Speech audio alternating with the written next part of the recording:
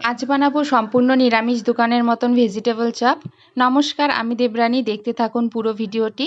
Vegetable chop বানানোর জন্য প্রথমে একটা মশলা তৈরি করে নেব। শুকনো লঙ্কা, 1 চামচ মৌরি, 1 চামচ গোটা ধনে ও হাফ চামচ গোটা জিরে দিয়ে।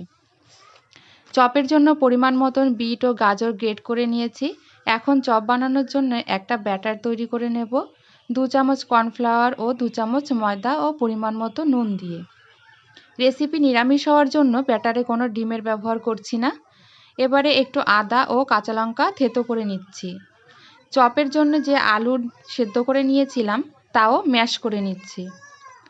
এখন কড়াইতে তেল গরম করে গোটা জিরে ফোড়নে দিয়ে আদা ও কাঁচা লঙ্কা বাটা দিয়ে দিলাম। দিয়ে দিচ্ছি গ্রেট করে রাখা গাজর ও বিট।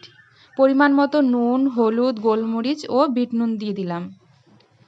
একটু নাড়াচাড়া করে ঢাকনা দিয়ে 5 মিনিট সেদ্ধ করে নেব।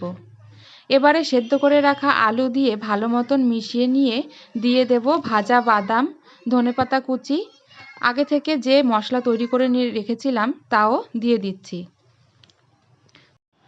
চপের জন্য সবজি রেডি হয়ে গেছে। এখন হাতের সাহায্যে চপের আকারে গড়ে নিয়ে ব্যাটারের মধ্যে ডুবিয়ে ব্রেড ক্রাম্বসে মাখিয়ে নেব।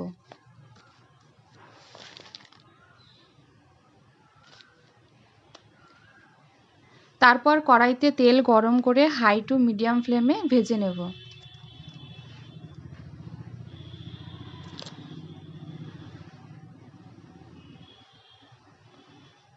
আমার সমস্ত চপগুলো ভাজা হয়ে গেছে। আপনারাও এই রেসিপিটি ফলো করুন আর বাড়িতে বানিয়ে সকলে মিলে আনন্দ উপভোগ করুন। চপের সঙ্গে পরিবেশন করছি স্যালাড, সস ও বিট নুন দিয়ে। আজকের ভিডিও কেমন লাগলো কমেন্টে জানাবেন। আমার চ্যানেলে নতুন দর্শক হয়ে থাকলে অবশ্যই সাবস্ক্রাইব করবেন। নমস্কার।